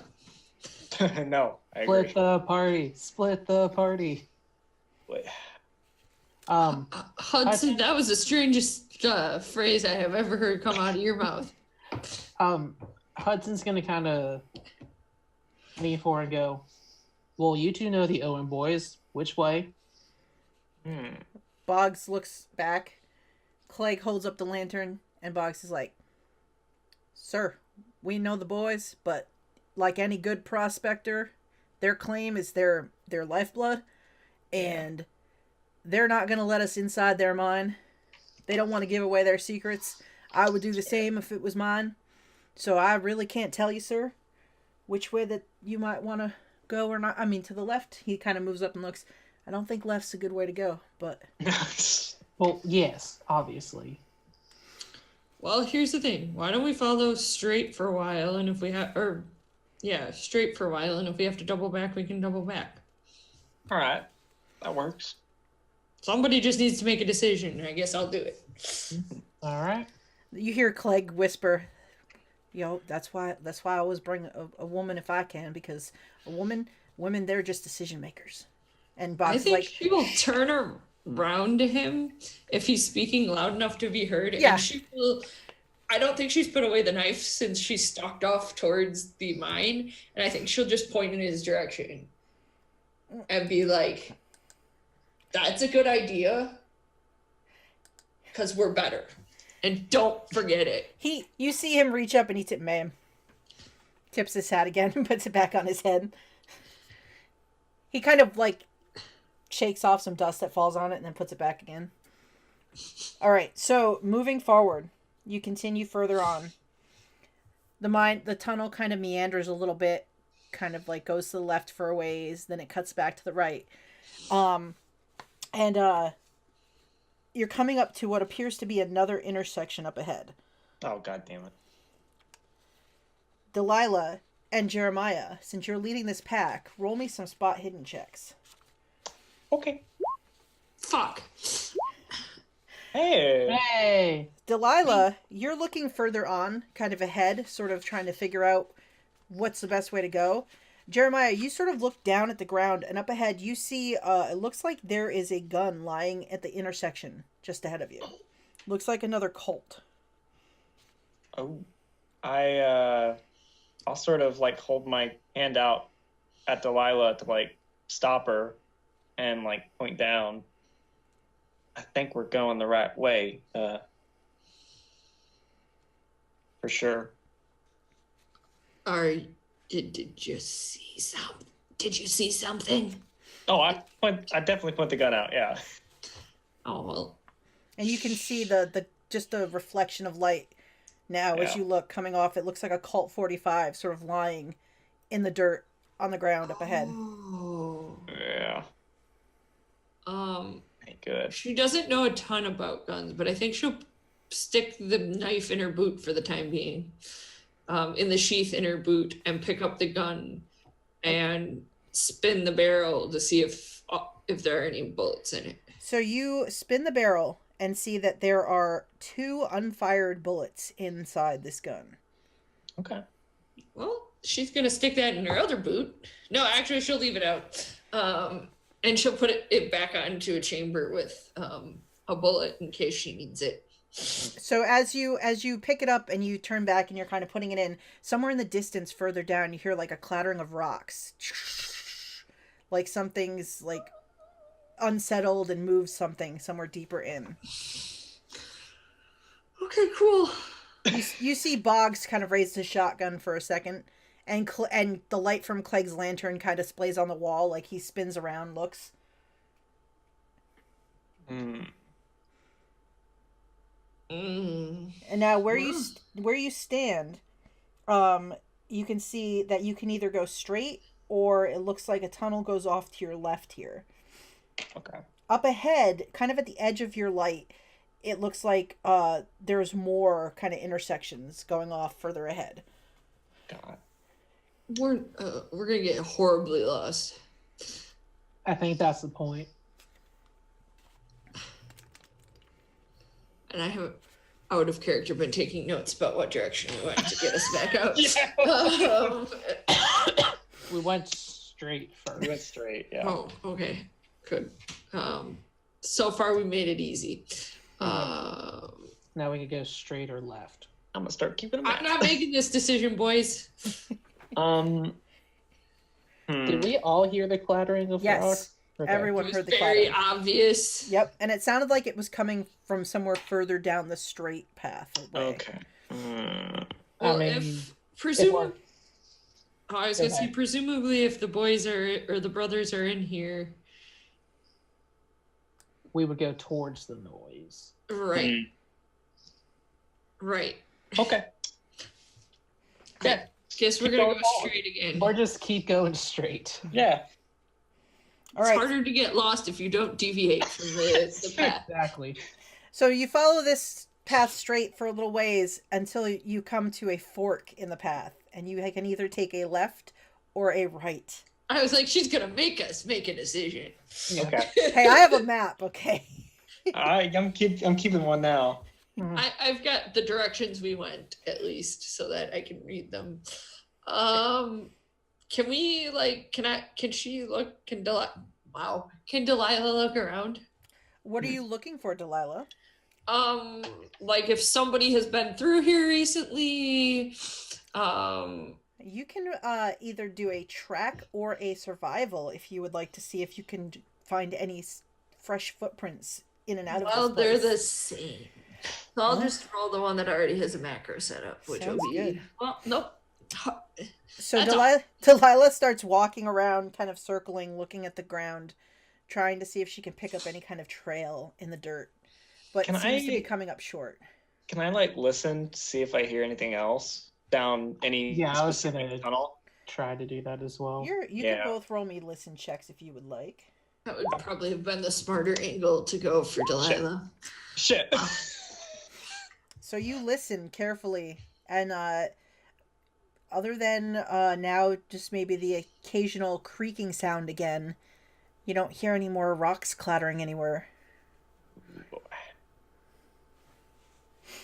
Do we really care about these Owens brothers before we get lost in here? I mean, I don't. You see It sounds- Boggs look at you and he goes, "But you are a man of the law, sir, and these are gentlemen who may be in trouble. And we did just hear something further down that tunnel, Sure. not minutes before. They might be trapped." Well, Well, do you then want to lead be the way. yeah, do you want to be responsible for getting us lost left or right, Boggs? Left or right? She'll point with the lantern, gesture with the lantern and the gun. I mean, we could at this point flip a coin, but then again, let me see what I see here. And he kind of walks forward and he's kind of looking around where Delilah was looking. Oh. And let's see. Do. So he's looking around. Do. And he says, "Ma'am, I think that we should go to the right of this fork here. That's what I was thinking too. All right. Let's go right. After y'all with the Go lantern. right. Please Okay. proceed." She goes to the right. All right, so you go to the right of the fork, and you continue down. You kind of come to a little path on the left, but you can see it dead ends. You go a little further. There's another path to your right, also dead ends. You keep going straight, and then the path ahead of you, you kind of turn to the left as you come around this corner. And at the edge of the lantern light, as you round this corner, you see up ahead, it looks like a pile of human bodies That's what I thought. Okay. figured. sitting at an intersection, up maybe about 25 feet ahead of you. Oh, sweet Jesus. From here, at the edge of the light, Delilah and Jeremiah, you see this first, and you think you see maybe 4 bodies lying there. That's what I figured. Mm-hmm. Cool. Fantastic. As we get, how like dead are they? Like, are they decomposing yet, or Do you Is want to there get? Do you want to is get there a closer? I'll get closer, yeah. I'll get closer. I know what's about to happen, but I'll get closer. All right. So I think Delilah's losing her. No, has she seen a dead body? No, not up to this point. I think unless you have something special on your sheet that says seeing a dead body or blood Hey. won't give you a sanity roll, I think that Delilah has to make me a sanity check upon Cool. seeing a pile of dead human bodies. And you Cool. can't. Oh. Yep, you can't spend luck. My thing is I still have to roll sanity, but if I fail, I lose the minimum. All right, give me a roll, Hudson. So I think I would only lose 1 if I fail. That sounds good. Yeah, Yeah, you I failed. lose 1. All right, so Hudson is somewhat startled by this, but recovers quickly. Delilah, you also only lose 1 point of sanity, and you maybe Oh, like that's cool. you like kind of catch your breath and kind of back away as Jeremiah moves forward. I think she's throwing up in the corner. Like, I think that's her reaction to seeing a dead body. That is that- fair. That's fair. Yeah. That's a very fair reaction. Boggs will like he's like, "Oh, ma'am," and he like kind of steps back and like is sort of like looks concerned for you, and kind of leans in. He's like, "Are you all right? Are you all right, ma'am?" And it's all right. It's all right. I understand. So Hudson and Jeremiah, you move forward to take a look at these these corpses lying here. Yeah. And you see that there are 4 of them. Jeremiah, you kind of splay your light across them. And you can see that the skin looks like it's like got this grayish like hue to it. Frickin' zombies. Their clothes are filthy. And they look like, even before you get close enough to kind of inspect up close, you can see that they look like they have all suffered from gunshot wounds. Oh, of course. The strange thing you notice is, as you lean in a little closer, around the wounds, there looks like there's this pussy ooze encrusting them. And you can see, dribbling from the mouths of a couple of the corpses, some of the ears, the nose, this, like, kind of black, crusty substance. That's always good. Okay. Huh.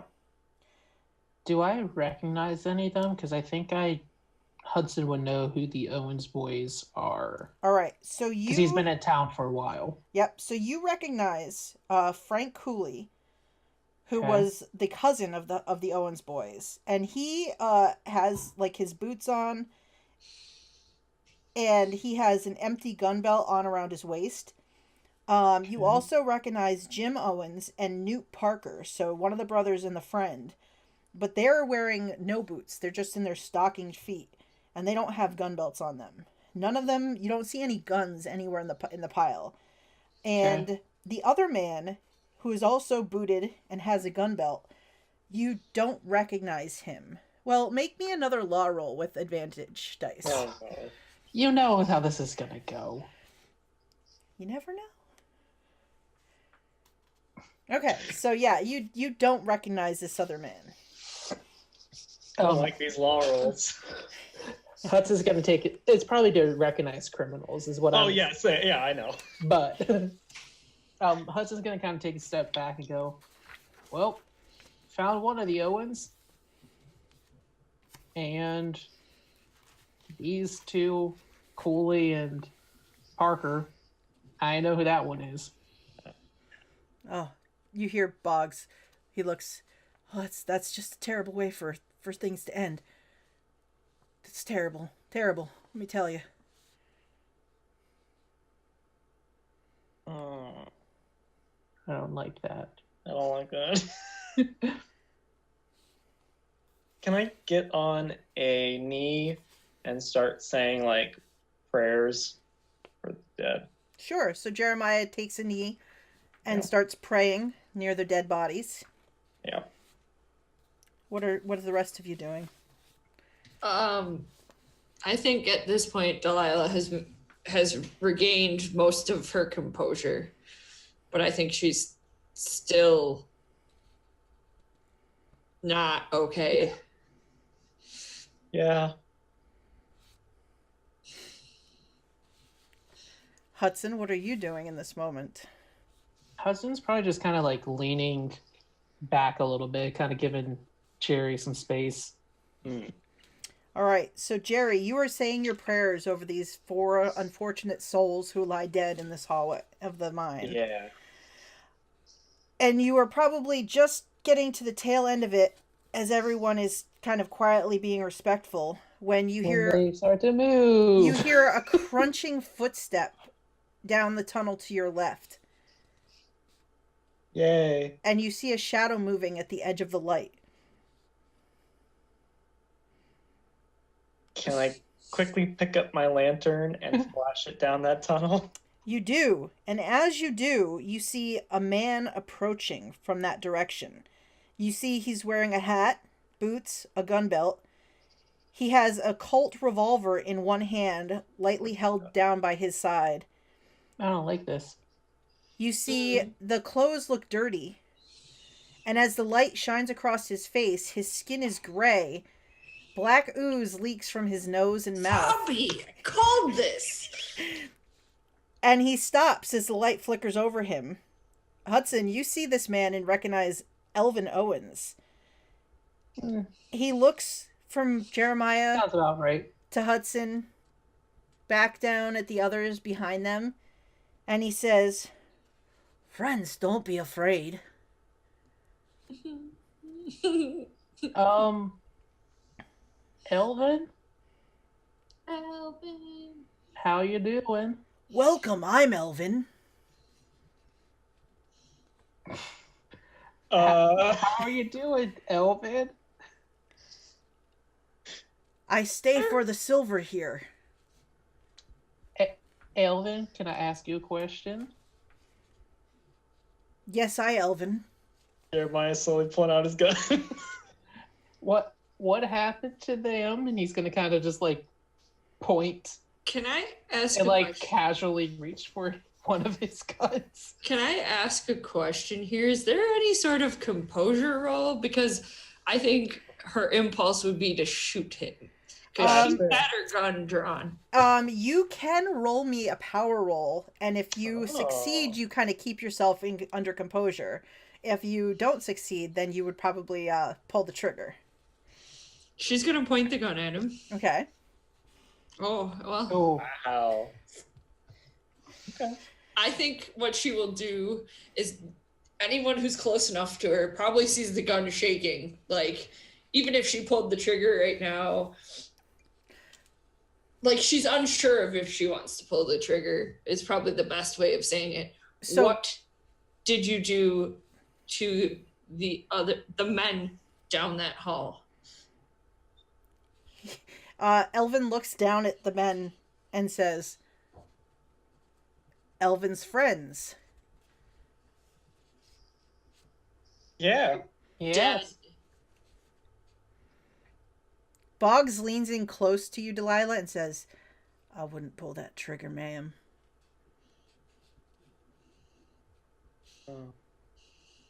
Elvin, I, Elvin, yes. what's all this stuff coming out of you? What happened? He looks around.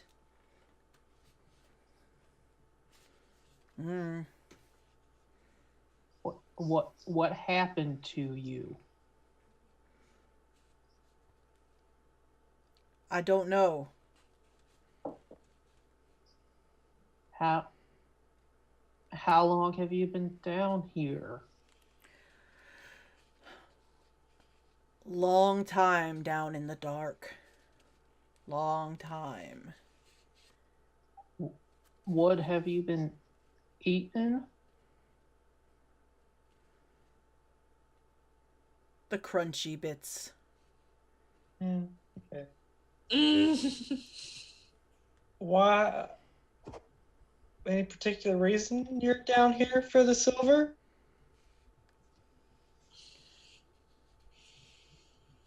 I down here till I learn more. Then I go. Learn more about what? More than what Elvin know. Hudson's gonna kind of lean over to Jerry.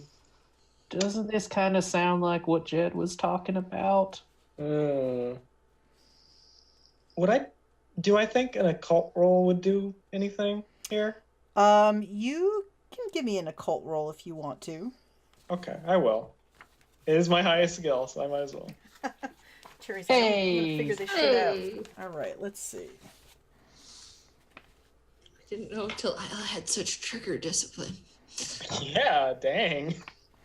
So, Jeremiah, from your studies and things like that, looking at Yeah. this does not seem to relate to anything like occult. You don't know anything of this liquid that he seems to be leaking. You haven't seen any signs or paraphernalia that would give you any hints that a cult might be working here. So Okay. this is something else. This is something that you're not familiar with. That oily smell I smelled earlier, is it stronger near these bodies with like the black stuff and the pus and all that? Yes, it is. Okay. Elvin, why aren't they moving? He looks down again at the others that are lying there. They're not. And as he says that and you look down, you see the 4 of them starting to move. Nope. No. Nope. I pull it out. Oh, That rifle. see, I should have just shot him. And we could have walked away. And I get to like back up. All right. Still have my rifle. So, yeah, the 4 bodies on the ground suddenly like untangle themselves, as Elvin says they're not, and you back up, and Delilah, you realize as Hudson is backing toward you that Boggs and Clegg have backed up and away in this time that this is happening. Yeah, they're running. So what is everybody's dexterities? 65. 65. 60. Say 50. Zombies, really? Zombies, Sasquatch, and bug people, or bug things? I think it's And a living up. Viking. I think it's And a living up to the Viking. name, the Wretched West. Yeah. 50 for Makes it the Jeremiah. best. Look, next Mothman's gonna show up. Yeah. Yep. You'll have to Everybody's tell coming me to the party. about this character at some point. Just every cryptid appears. Jersey Devil. Jersey Devil, Kodag, we need to get us a Kodak, yeah. Goat Man. Chupacabra. All right, and No, we could have just not, just left this morning. We could have, yeah. I feel like we made poor life decisions. I mean, remember when I suggested we send the 3 of them in on their own, and everyone's like, "No, let's go with them." God. To be fair, if we did that, we'd probably have to go down anyway, and there'd be more. I mean, Hudson wouldn't care if the 3 of them never came back out. Yeah, but that's true. Jeremiah really wants to check. You just prayed over undead corpses. How does that make you feel, Jerry? These are in direct I violence. don't know. to God. I don't know how that makes him feel. all right. Jerry just takes out his cross. The power of Christ compels you. So, Delilah, you see Boggs just sort of haul ass back up the way you guys came. He goes darting past Clegg, and he kind of takes the lantern as he goes, and you hear him because you're closest. You hear him sort of half whisper to Clegg, "We'll let them handle this time." I knew you'd use something. This time they knew. Part of me wants to shoot at them, but I feel like I better make these 2 shots count in something that it actually is going to kill me at the moment. So, Delilah, what do you do as this is happening? This was one of the Colt revolvers, right? I was just looking Yes. for stats while you were figuring out the order of when everything was going to happen. Yep. Just a pocket revolver. Yeah. Well, okay. Which is a 1d8. I'll just roll that separately and just roll my firearms handgun skill. Cool. Success! And which one of these are you firing at? She had her gun aimed at Elvin. At Elvin. I All don't right. think she would have changed it. Yeah. This is a reaction to hearing the bodies move. All right. So you fire and hit Elvin in center mass. How much damage do you do with your gun? I don't have any damage bonus, so it's just a straight d8. Sounds good. Nice. All right. So you see the bullet sort of impact him in his chest. And it goes in, and he just sort of looks down where you shot him and looks back up at you. Almost like that doesn't really faze him too much. Like the Resident Evil zombies. Possible. Aim for the head. He's slightly more sentient than they are. Do you hold your ground, or what do you do after you fire and shoot Elvin in the chest? She probably ran and then fired, but I think she's gonna stick around until everybody else starts running. She's not about to abandon the 2 of them. Oh, and I did forget this. Since all these dead bodies and people are getting up, you guys can all roll me a sanity roll for the dead rising in front of your very eyes. Okay. Cool. Yeah. This might change her action. Oh, cool. Oh, thank God I passed. Fuck. All right, so All let's right. see here. No, actually, I don't think this would have changed anything. She just would probably have been slightly less composed while she did it. It's very Yeah. possible. All right, so let's see. Upon Bye bye, failing that sanity. roll- It was nice knowing you. All right, so both Hudson and Jeremiah, you will take 1 point of sanity loss apiece. So you probably both stumble back, startled by this sudden appearance of these moving dead. Because we were kind of standing over them. You were. Yeah. Delilah will lose 5 points of sanity. Fuck. That's fun. That is fun. Let's see. That's He's getting out the chart. It's never a good sign. Well, you know. So, I think in this case she probably is gonna run since she didn't fail this check. roll your intelligence for me. Well, good thing I'm intelligent. All right, so you succeed. Oh boy.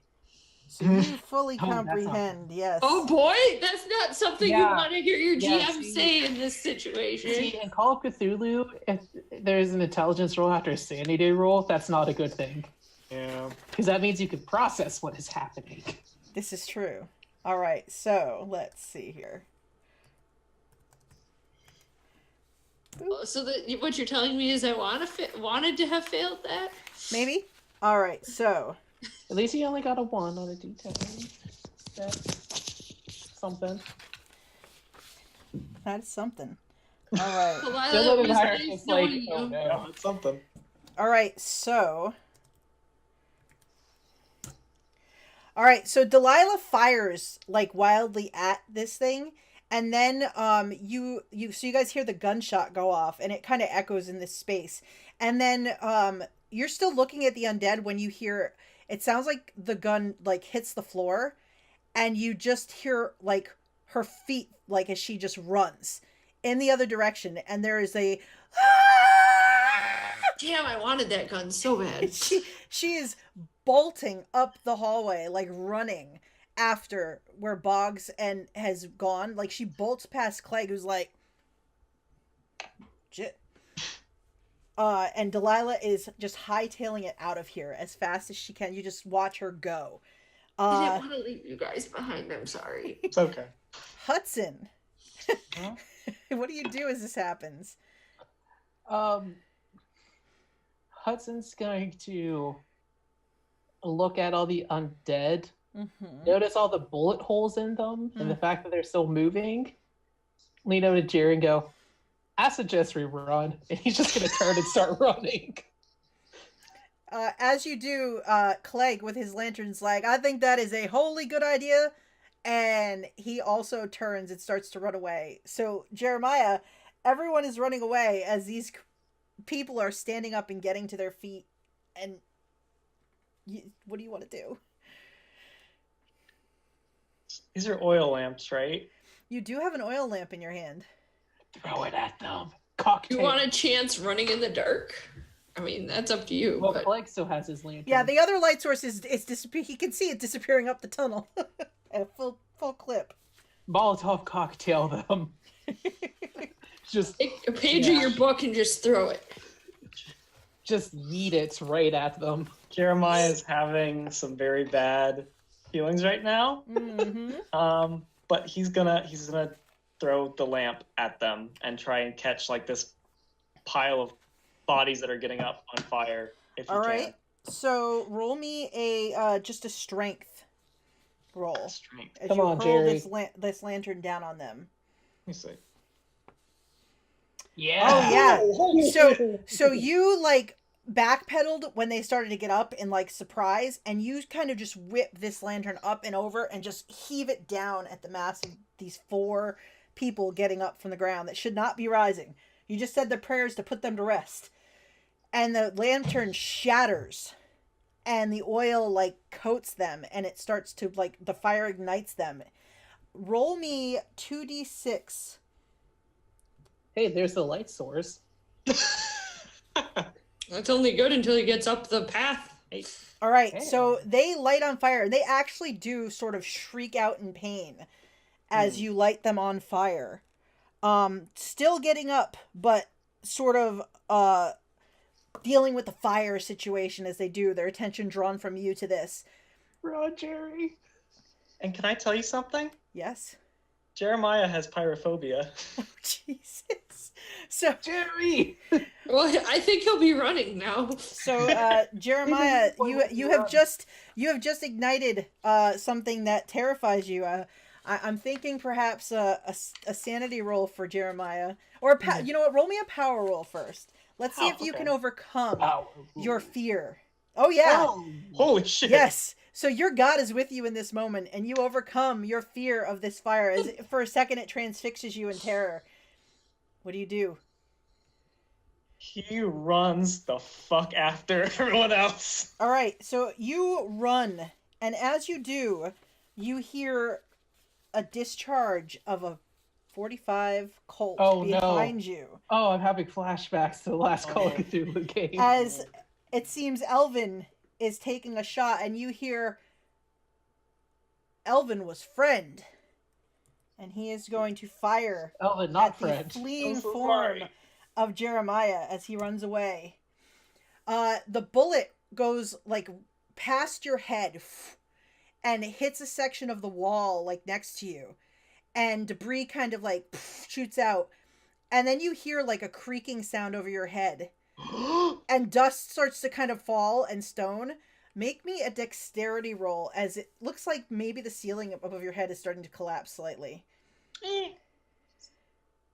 I'm gonna spend the 7. All right, so as this is tumbling down, you look up and you see a big rock dislodging itself, and you sort of throw yourself forward and it slams into the ground where you were as you scramble to your feet and charge up the tunnel. And then we'll pick this up next time. Dog! I'm probably already out. I have a question, Jeanette. Yes. Did we all hear Bog say, we'll let them handle it this time? Delilah heard it. Okay. I will let Hudson and Jeremiah roll listen rolls with a disadvantage die, because you were dealing with people who were supposed to be dead getting up in that moment. That's fair. That's fair. You know, I'm not gonna make a roll for Jeremiah because he was thinking about things and probably didn't hear. Okay, Anyway. but Hudson, you definitely caught that. Okay. Like just before the Delilah scream, you caught that snippet of conversation. Son of a bitch. Oh, I'm gonna kill Boggs. Yeah. All right, so that's good times. You guys have ventured into the Owen silver mine and found. I'm not sure I want to own it.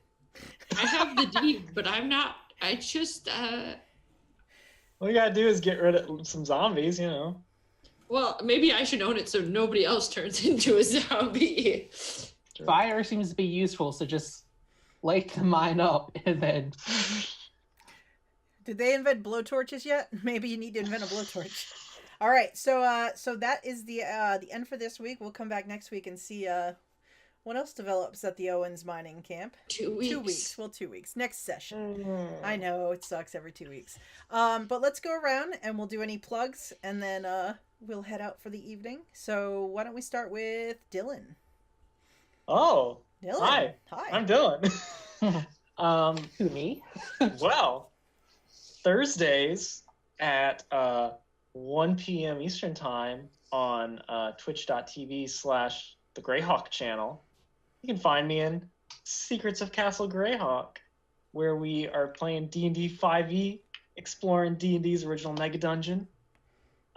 Currently, there's like spaceships and demons and brains in jars and stuff. So it's weird, but come visit us there.